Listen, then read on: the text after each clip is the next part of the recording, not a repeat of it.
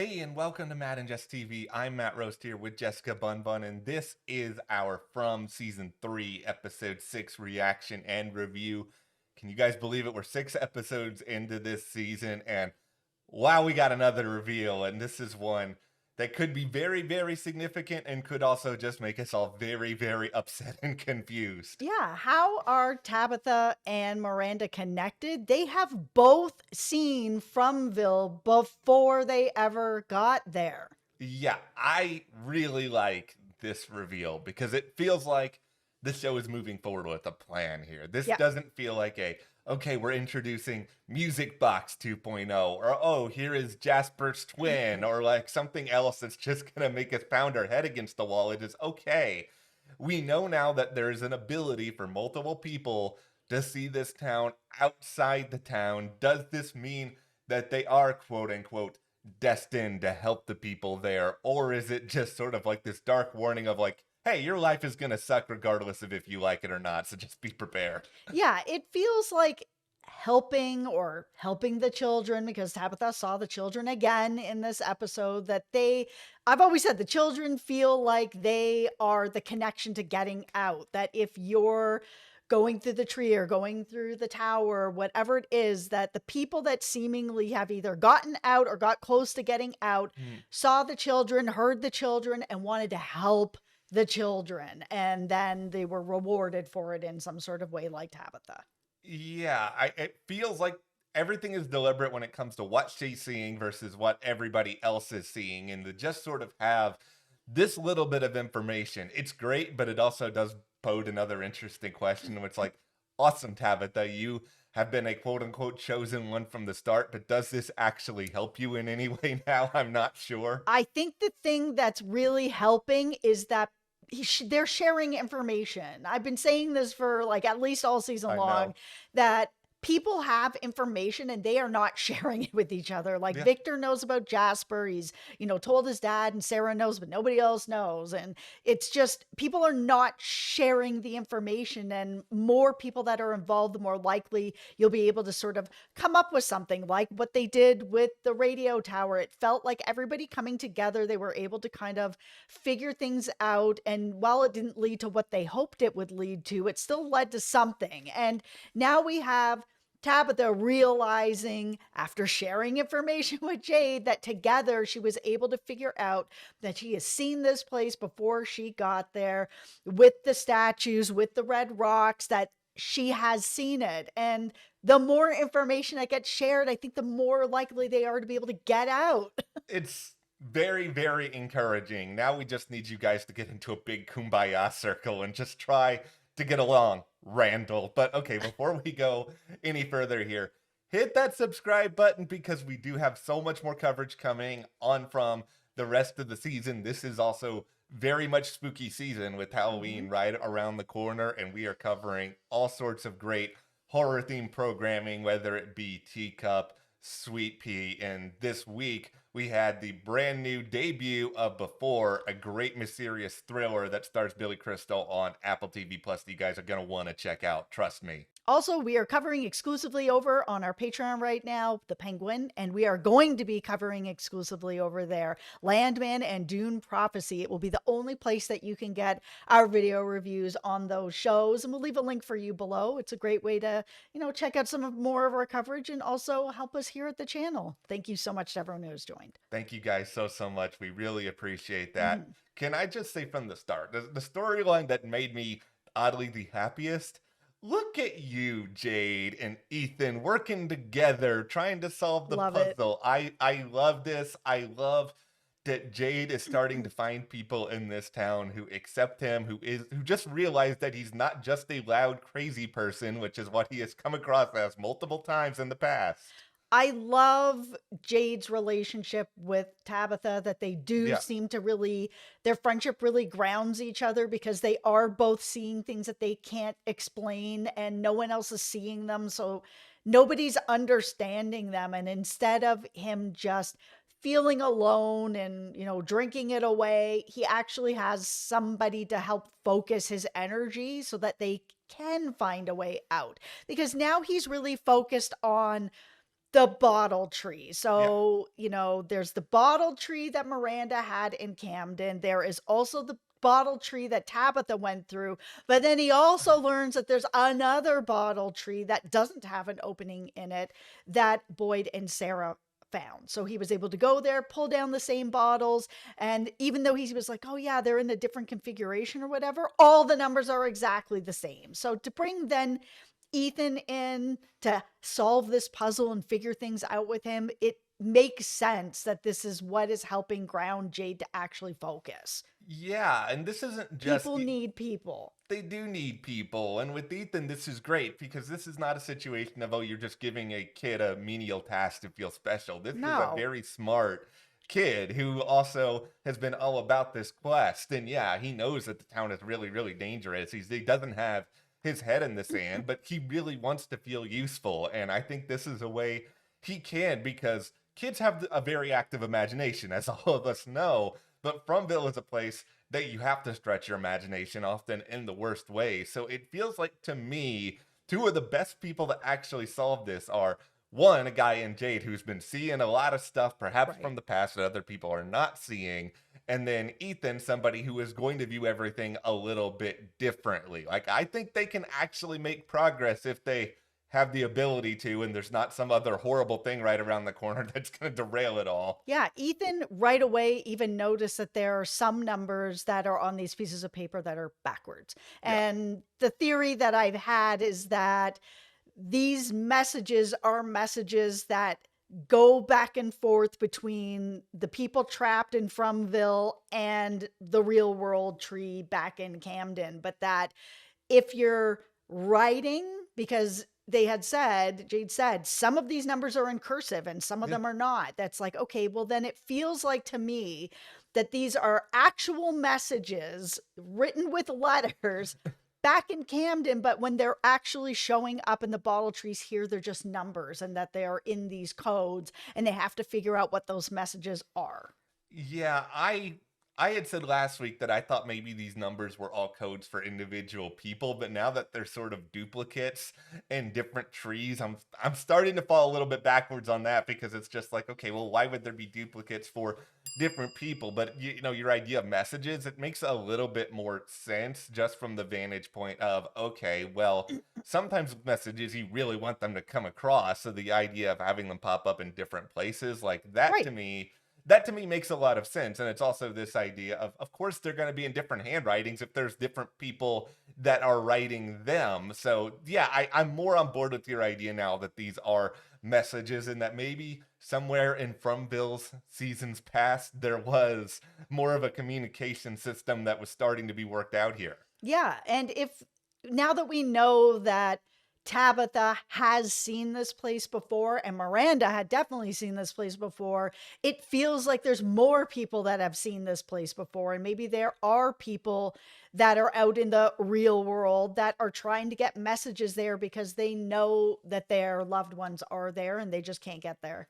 I just think now that if you're Tabitha, you really, there's part of you that really must want to go back to the real world now and talk to your family again, because this is something that dates back to a very, very young time in her life. Maybe someone else in her life can give some answers or information as to how all of this happened. And of course, lo and behold, she can't talk to any of them now. I just sort of sit back and wonder, okay, is this just something that came to all these people in dreams? But if it did, why was it coming to them in dreams, and how were they selected, other than just this idea that whether it's fate, whether it's some sort of seer, as I've called them, somebody who's potentially running this town, who Mhm. can sort of see the future and predicts these people who are going to be necessitated for it. Just, but even still, if you are some seer, are you out there just like implanting random dreams in people? That seems weird. That's the thing. We only have a limited amount of information right now on the two people that were on the outside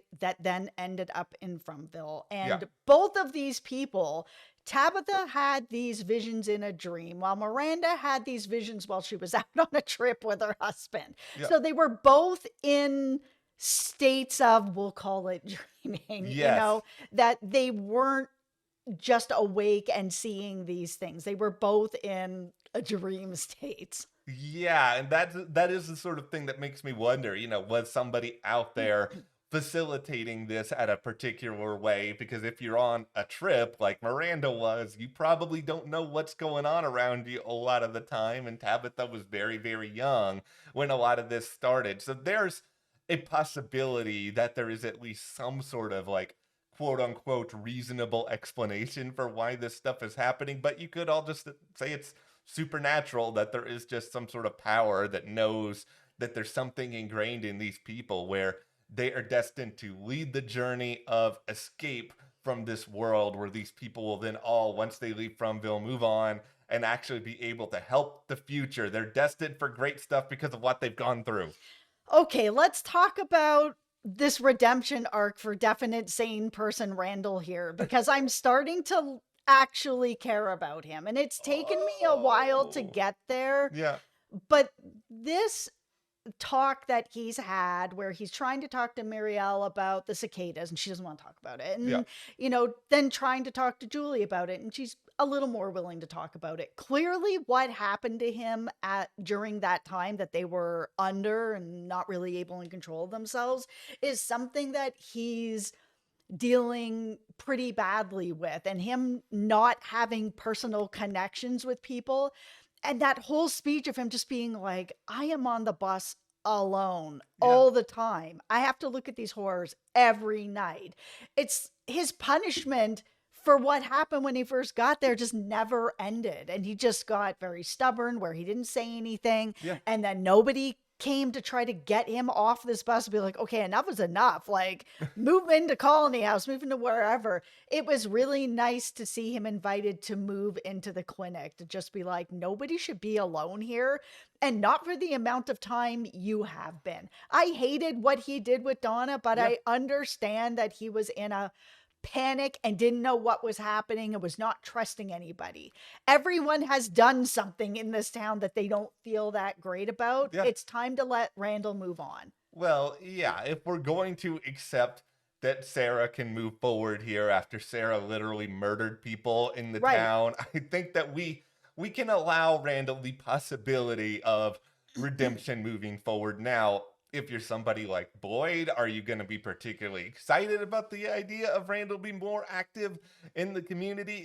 It's tricky, right? Because Boyd knows the decision that he made with Randall. And I think the question now is, okay, well, is Randall going to actually be able to move forward from that? Or is he going to find this little bit of acceptance, but still at the same time be like, yeah, I'm glad I have a place to stay, but Boyd, you suck. You shouldn't be in charge of all this because you left me to die. Okay, and I think that Randall has a better chance now of not just being on a revenge I tour hope against not. Boyd. I mean, with people that are accepting him in or like, yeah, you have a home with us. Listen, Yeah. we're going to be a community over here at the clinic and give him a role. Like, he's very lost. He's just this rudderless boat that isn't, accepted by the group, Yeah. doesn't have a role to be able to help or not help. He's just kind of left.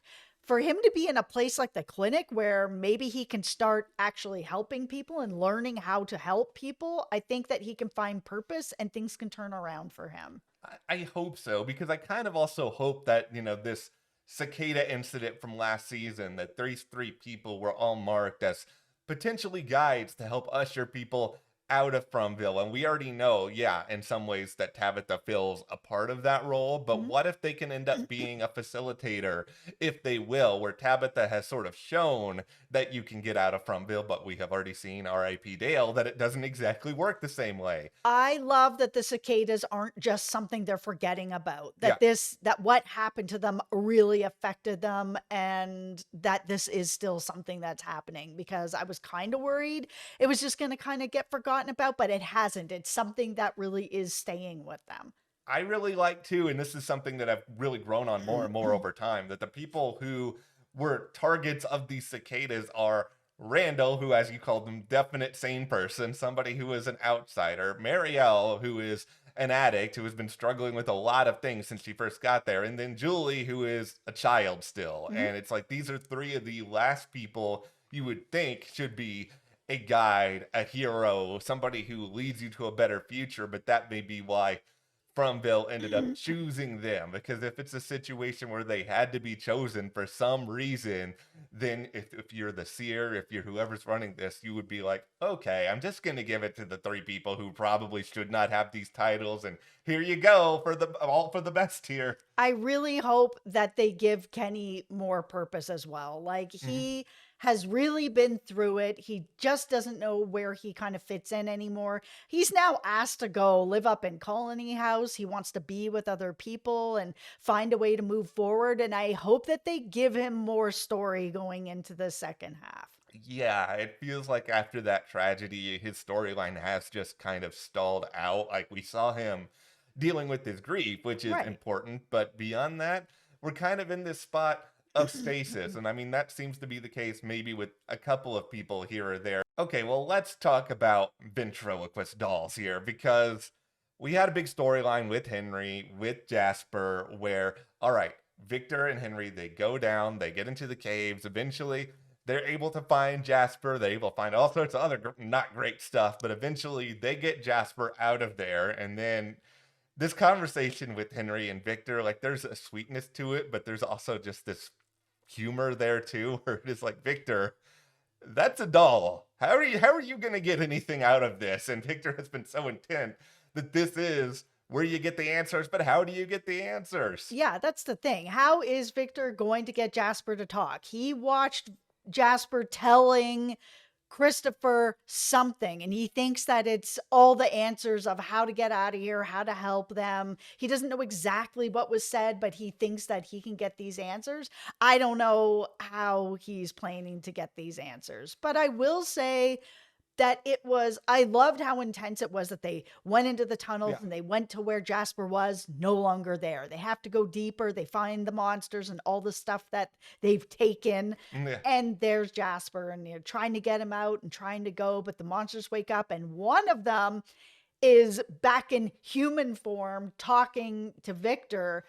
Why did they let him go? That's kind of my biggest question at this point. Do they have a further use? It makes me tinfoil hat Yeah. that they know that he has the doll Yeah. and that they were always the people that were talking through the doll, that they were talking through the doll to Christopher, that had everything end up where Christopher ended up, and that now they're going to try to do the same thing to Victor, that they're like, sure, you can take that doll. We'll see you on the outside where we will talk to you through that doll and make you do things, is where I think it's going. Yeah, it's one of two thoughts enter my brain here. One of them is, yeah, pretty similar to that, where it's just like, okay, Jasper can now just be a vessel that they can use to try to get Victor to do terrible things, or even just trick him Yeah. to go out at the wrong time, and then the monsters all show up, and really, really terrible stuff happens. Yeah, why else is Jasper down there? Like, Victor said they like to take things. Okay, well, they're Yeah. taking very specific things. Why are they taking this doll? This doll is very useful to them. I kind of wondered, this is real crazy town stuff here. This is probably not it. It's just that, is there a reason why? Because Victor has been in this town for so long that the monsters just don't want to touch him anymore. Because I mean, it is also kind of bizarre to me in general that Victor lived in this town for so much time by himself. He never got. He never ended up succumbing to any of it. Maybe that's luck, maybe that's fate, or maybe they sense that there's something larger with him that they don't actually want to hurt him particularly. Well, that's the thing. There's no real kids in this town. There's only Ethan. Yeah. And for a while, there was only Victor. And while he's now an adult, he was the only kid in town. And this town is very connected to kids, the boy in Yeah. white, the Angui children, Ethan, Victor. Like, maybe they were okay to let him go because he was there as a child. Now, why they didn't kill Henry then? Yeah. That one's there's no explanation, like, why not?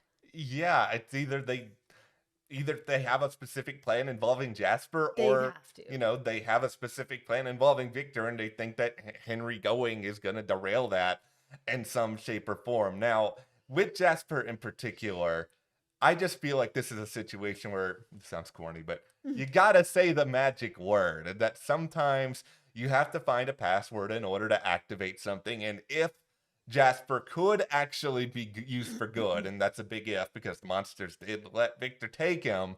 But maybe they did that because they know it's all going to be a waste of time because they don't think Victor's ever going to be able to find that password. That's because Jade has the password, because Jade is the only Yeah. person that's really been seeing Christopher, been seeing, the symbols, all of that, all the same things that Christopher has been seeing. Jade is the person who is seeing them. So, and he has also seen Jasper. So, if anyone is going to get Jasper to talk, it's going to be Jade. And this is where I'm back at this town needs communication with Yes. each other, because if they all were sharing information, this would probably come around a little bit quicker and Victor would be able to figure this out. Yeah, like it's clear that there's some sort of relationship between what's going on here. And yeah, if Jade is able to figure this out because of what he has seen with Christopher, yeah, it'd be a tremendous help. And maybe there's something in the bottle tree as well that can end up helping to sort of figure everything out and get the truth to come out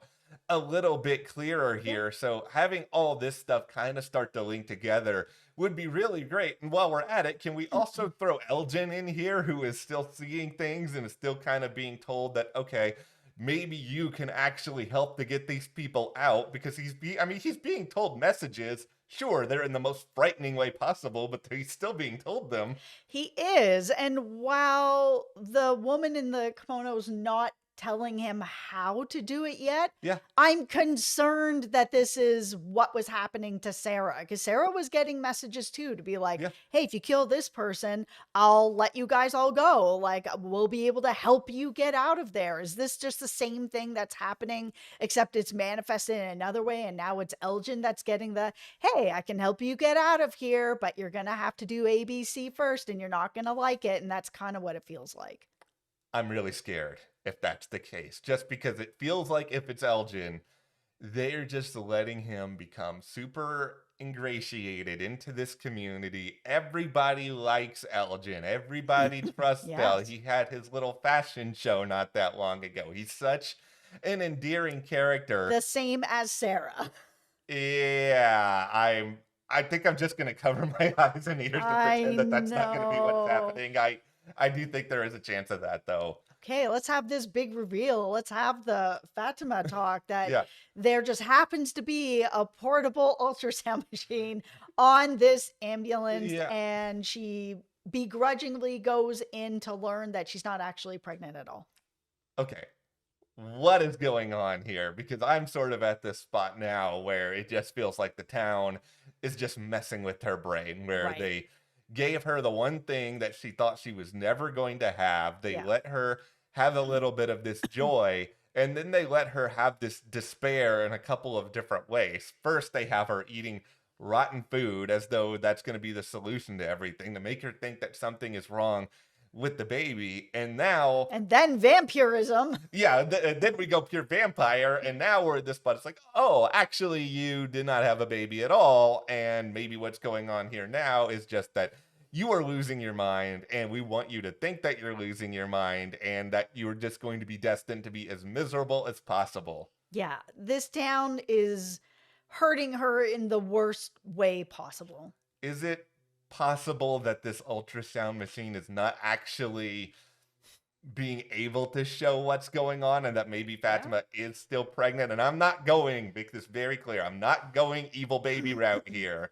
It's just this baby could still be good, but for some reason, babies who are conceived in Fromville are not showing up in ultrasounds. That sounds ridiculous, but this town has its own rules. It can do whatever it wants. They have a talking ventriloquist doll. I feel like Yes. they shouldn't be trusting anything that they're using or working with there. Is it possible this machine is just not showing what's actually in her? Yes, absolutely, that could be happening. This is a place that you can't trust anything and nothing makes sense. They have a motel sign with a pool and no motel. Where is it? Like, there's all these questions on strange things that are happening. I feel, Yeah. tinfoil hat, All right. she is pregnant. I think Mhm. she actually is. I don't think it's an evil baby, but I think there is something going on with this pregnancy, and I think she's pregnant.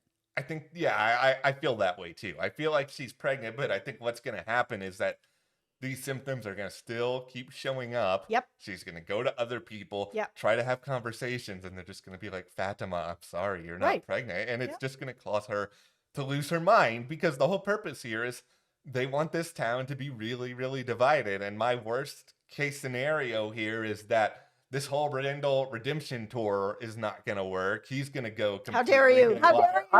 I'm not saying I want this. I'm just saying we have to be prepared that we're going to see, faction 1 in the town and faction 2 in the town. And if ultimately Fatima gets frustrated enough, she and Randall could be a part of this other group, along with other people that feel slighted or ignored or whatever else. I just think this is what the town ultimately wants, is to throw the biggest trial out there, because the monsters, if they only can go out at certain times of the day, they can prepare for that. This town can't prepare for people actually, going at it with each other. Yes, the monsters have been a lot smarter about their traps, about setting up these broken relationships and breaking relationships further, like what they did to Randall, making Boyd make this choice, now making Boyd face this choice. I mean, he even tried to go see Randall. He just couldn't even walk in.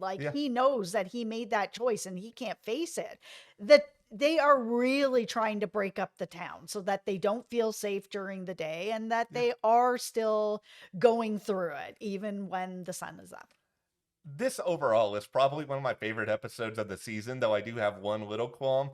Not enough Harold. There was a little bit of Harold, but I feel like compared to some of the Boyd we've gotten in the past, I wanted a little bit more, but I understand they're kind of in this place where they're setting up whatever this next meeting is with Randall and Boyd to be a little bit unpredictable, and I don't think they want to give too much away emotionally yet. Yeah, I think, and I'm okay with that. I think that Randall, seemingly from this episode, really is trying to make human connection. That what happened with the cicadas and what happened with the monsters has turned a corner for him in a really significant way, that it's changing something inside of him, that he does need those human connections and he does need to build some sort of friendships, family, whatever you want to call it, with other people. And he has been accepted now, and things are going to build for him in a way that hasn't built for him since he's been here, and possibly since before he was here.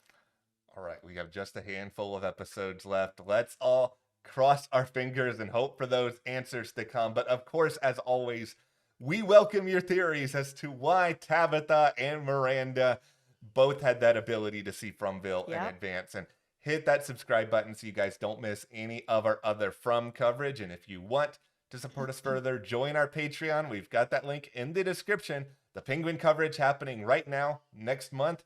Landman on Paramount Plus, in addition to Dune Prophecy on HBO. Thank you so much for your support. Thank you. We'll see you here next time.